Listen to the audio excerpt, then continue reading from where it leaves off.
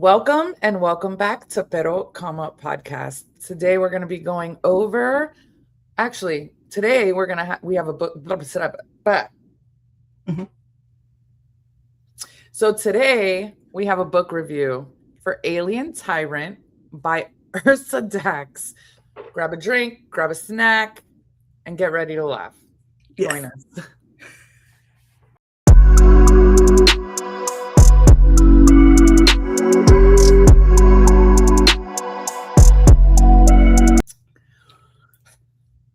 All right, y'all.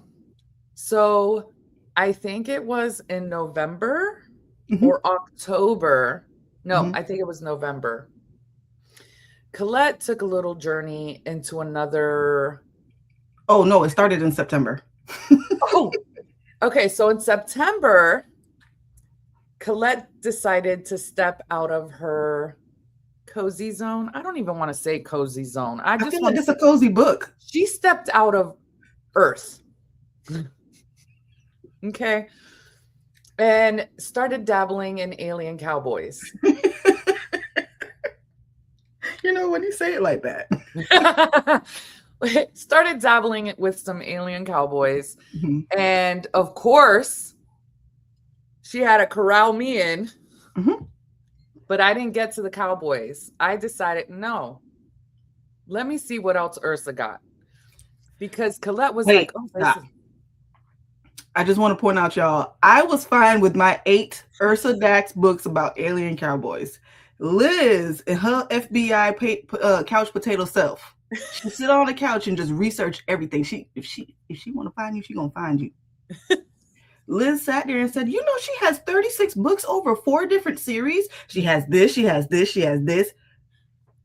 I ate up her alien cowboys, so of course I'm gonna read alien romances. What do you mean? And here's the thing. I was like, I don't know that I want to sit down and read about aliens. So let me check Audible. Well, sure enough, her first book in, what is it called? Series? The Sea Sand Warrior. Yeah, that series. Yeah. They have the first one on Audible Plus. Let me listen to it. Hooked. Hilarious. I'm talking never, ever in my life. I'm saying it again. She made me say this before with the AI who loved me. Okay. Never, ever in my life did I ever, which is weird because I am very weird and like weird things. So the fact that I did, you anyways, like weird, realistic things. True. Yeah. And then you have the little sister in me that comes to Liz and be like, look, let me show you the weird stuff. I just want you to know that she is like Princess Little Sister. Like she checks off a lot of little siblings, baby sibling boxes.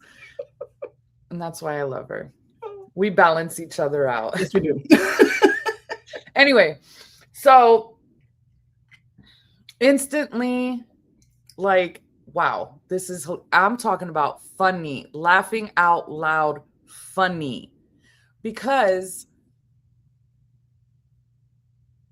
let's just go into it. We start off with Cece minding her business, taking a jog, trying to stay healthy.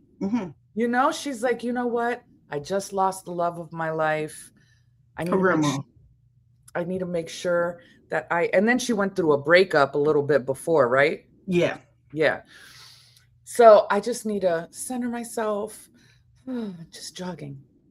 And then all of a sudden, she's and kidnapped. Okay. They drugged her, they stuffed her in a van, and she wakes up on a spaceship with other women. She's like, what in the hell? And she doesn't believe it because she's like, a spaceship? We don't have spaceships. Yeah, because they start telling them like, yes, we're going to another planet. And they're like, no way. And then they look out the window. They're like, yes, wait. Like, this is happening. And they're advanced because this is current times, like maybe 2020, 2021. Yeah. And she's like, it takes them 2 weeks to get to this new planet. And I'm like, 2 weeks in a whole different galaxy, y'all. And then I had to tell Lise, now, I want you to understand that you have to suspend belief for these books. But I was telling Liz, I was like, so I don't think Star Trek starships went that fast. Star Wars, they had the light speed. Okay. So okay. yeah, We're just not but there of yet. course, this is like a sector of the government that we don't even know exists. While they're on this ship, there's other women on there, and they have all also been drugged and kidnapped. And abducted. And it's explained to them that each one of them has a special set of skills that's going to help them discover what's on this planet, what, basically do what we do and go somewhere. And so Cece is a linguist. I was about to say linguini. She's a linguist. And so her job is to try to decipher the language in 2 weeks. I felt like that was very unrealistic, even for a book you have to suspend belief in, but what do I know? She thought it was unrealistic. Remember? She's like, I just watch anime and and dissect how. And so they're getting people that are either have no family members, they're all like no family, no friends. They're like highest in their class or whatever, or not even the highest, but they're high enough. But if they go missing, nobody would know because they don't really interact with others. Correct. So these aren't, you're not going to find them on a milk carton or anything. Right. Okay. These are women that will not be looked for at all. While on the plane, not on a plane, on the spaceship, they have some complications and end up crashing onto the planet. They just so happen to land on the planet they are already going to. Now, we pause there on that side of the story. Then we go over to how do we call what's it? How do you I listened to the book and I don't even remember. Anyways, big alien, 12-pack, 7 feet. Yeah, like you get it. Like just with a tail. He's minding his business, and then all of a sudden he's lured in by the. Remember, he is contacted by the Lavrica. That's what I'm saying. I'm getting. So he's minding his business when. How do you pick the Lavrica? Okay. I picture that as like a magical overgrown worm. Yes. Okay. You can see through it. It's transparent. Okay. So this Lavrica is like, hey, I got something to tell you. Let me tell you what you've been wanting to hear. You know what I'm here for. So this animal, creature, whatever you want to call it, lets these aliens know who they're made. It shows them who they're made. It might be a deity. Yeah. I just a magical lake and a magical worm. That's what I pictured. So in the water, it shows them the reflection of his mate. He sees Cece. So he's all excited. He's like, where do I find her? Where? And I'm telling you right now, if you have Audible, listen to it on Audible Plus because the male narrator, top tier. Okay, top tier. The way his personality, the way it comes through and all that, great. Anyway, so he's all excited and he's like, where do I find her? I have to find her, blah, blah, blah, blah, blah. Then he sees this thing that's like attacking these creatures and he's like, no, I must save them. Huh? The Zilk. He's like, I must save them. And then when he goes over there, it's the spaceship. Side note, he had no intentions of helping them. He saw a woman run out. It wasn't Cece, but he was like, oh, she looks like, yeah, she's a female. Oh, let me go help and see if I see her. He's really selfish. Yeah. But I understand. I get it. No, he's like, I don't want to, get involved in something that doesn't have anything to do. Oh, wait, a woman. So he goes over there and he's attacking the spaceship. The Zilk, actually. The Zilk are like an arachnid type. The Zilk is what is attacking the spaceship. Yeah, but then he also thinks that the spaceship. He's just attacking the Zilk. I thought that in the spaceship, he also thought it was. He thought it was a living thing. that was keeping the women inside. So he was trying to break, Yeah, but he was attacking the Zilk because the Zilk are like, again, like some arachnid looking type things. And he was like, if any one of them kills my mate before I can get to her. Again, this is very I need to get my mate. He's not thinking about saving people. He's thinking about finding his mate. He finds Cece. Mm-hmm. Snatch her up. And just runs with her. And she's like, no, my friends. And the other women are gone with Gonfallo's tribe, which is the tribe that borders we really don't know that yet. Yeah, no, he says it in his mind. Does he? He says, I look back and I see Gonfallo's tribe. He said, there are warriors like me. My warriors came to help. And he was like, no, those are Gonfallo's tribe men. That just goes to show that I don't always listen. It's fine. So anyway, and this is where we start our hilarious journey of these two getting to know each other. Mm-hmm. Mm-hmm. Throughout the book, it's really just about them getting over the language barrier, which for them, I don't know. Colette would know more because she has Miss, I'm not going to read anything else for the rest of the year. I'm just going to enjoy my year, and then continues to read how many books, Colette? I read 9 total. I don't care. There's 16 available. I'm just saying. When she said that, I'm like, are you sure, Colette? And she's like, yeah, I'm not going to read anything else for the rest of the year. So I had no intentions of reading anything for the remainder of 2025. Here comes Liz, being an adult, researching things and telling me, because I was under the impression that Ursa Dax just wrote The Alien Cowboy. It didn't even occur to me to look and see if there were any other books that she wrote. I know she has quite a bit. Yeah. But so because Cece is a linguist, mm-hmm. it is a little bit easier for her to break the barrier. Mm-hmm. I think that's what adds most of the comic relief.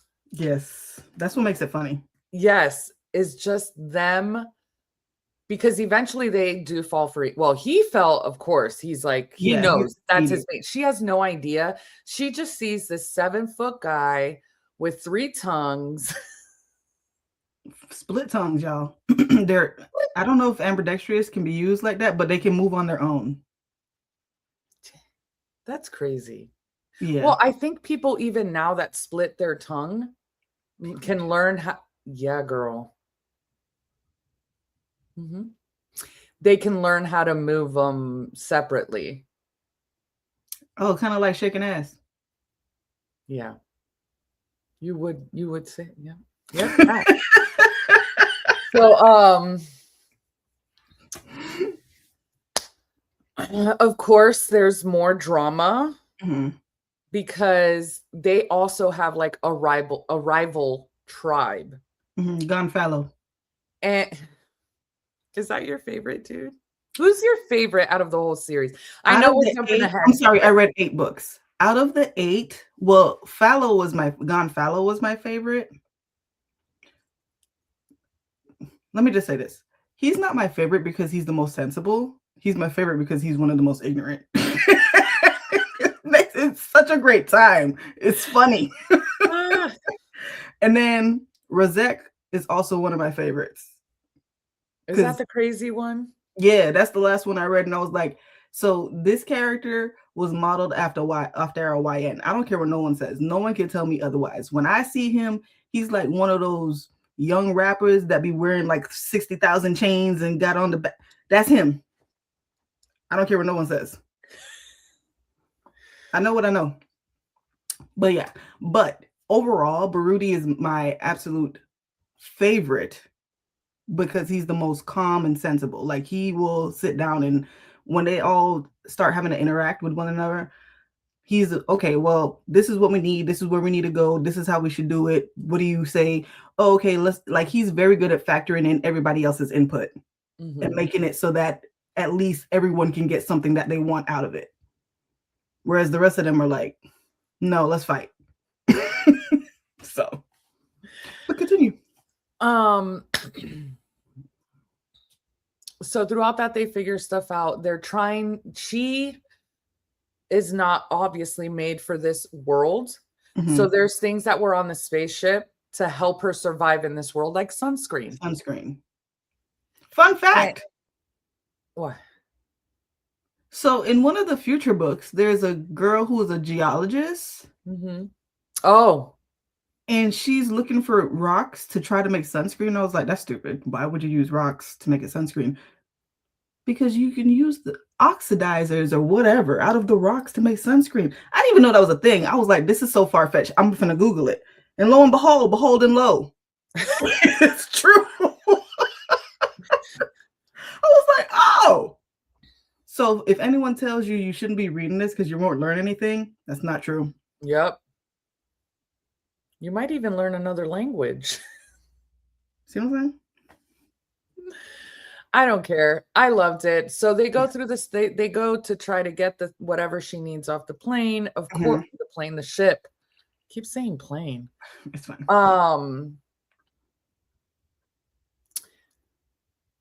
And then when they get to the ship, that's when the other tribe is there. Yes, he has like a scout watching the ship. And he ends up killing the guy, but the other tribe came to Barudi's Taliak, not Taliak.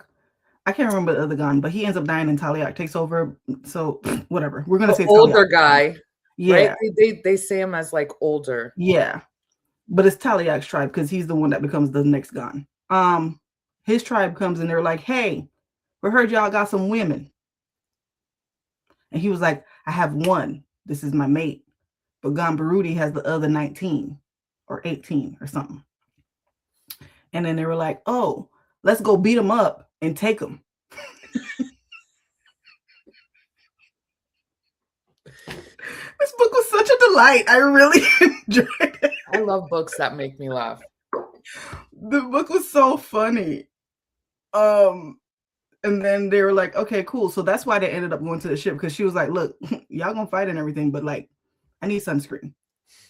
I still need what I need. And then they have this thing what's called a talak plant. It's kind of like water, but it's more like jelly in a coconut. Okay. It still keeps them replenished or whatever. But anyways, they go fight Gonfalo's tribe. And when he goes to attack Gonfalo, Barudi goes to attack Gonfalo. What's her name steps in front of him. I can't remember her name right now. And she's not one of the kidnapped. She's okay. There's one of the people she that was were one of on the the officers. spaceship. Yes, she was not one of the girls taken. She was one of the officers in charge of not taking the girls, but watching over them. And she's the one that stops the fight. Why, Colette? Why does she stop it? Because that's her mate, even if she doesn't want to admit it. And they can't stand each other at this point. Like they bicker already. They bicker all the time. But the funny thing is, even though they're bickering because they can't understand one another, but they are bickering. But whenever she says no, he's just like, oh. And like he tells her all the time, he's like, you're making me weak. I can't do anything because you don't want me to fight. And then she's like, you have to calm down. You gotta calm down. Which is why he's one of my favorite, because I just felt like, sir, please relax. So she steps in front, and then when Barudi sees that she steps in front to protect Gonfalo, he goes and calls for Cece. Cece didn't want to stay at the other camp or tribe or whatever you want to call it. So she's off in the cut. And he was like, go get her because she can translate. Oh, we forgot to tell y'all. She went into the Lavrika's bud and now she can communicate in their language. Oh my God. Yes. So after they finally, I totally forgot about that. Big thing. Yeah. They take a dip in that lake and they come out talking to each other. But some of the words don't translate because she's like, wait a minute, bucko. And he was like, what is a bucko? I could understand you now. I don't understand you. I love it. So of course there's the big story that goes across all 16 books. And then each individual book has their own little plot that contributes to the big plot. I totally recommend. I'm only on the first book. Yeah. I am going to read the rest of them because they are so funny. Yes. And I think these would be good, like, slump breakers because of how funny they are. Yes, I mean, I agree. The proof is in the pudding. Yeah, I was eating them up. They're funny. And then, like I said, I was telling Liz, even when I was reading the Alien Cowboy series that she has, they're very formulaic, but they're still funny. So read it anyway. But, excuse me. Personally, I just think she likes to write about women being loved properly. And I'm okay with that. Even if it's an alien. Yeah. It can happen anywhere. Ursa Dax, definitely on my list of authors that I will, you know how you read a book by one author and you never think of that author again, or I have another one by Gonfallo. This is the ignorance I was talking about. So they're in a meeting. Let me set the scene. They're in a meeting with the other Gons. A Gon is like a leader, by the way, just so you aware. They're in the meeting with the other Gons. And Gonfallo, again, he's ignorant. He don't like no one but his mate and his tribe. Don't talk to him. So he says, well, no, I'm sorry. Somebody is speaking, but I guess they're taking too long to get out what they need to say. He says, well, go on and speak, whoever needs to do so. My mate is out there without me, and I would much rather be in her company than any of yours. I'm fighting. This is how he talks in all of the books. He's just like, I don't like him. Let's kill him. And they're like, you can't just kill everyone. He's like, why? What do you mean, why? Yeah. I think it's super funny. I do too. I really enjoyed listening to the book, and the male narrator made it all that much better for me because of how I don't know.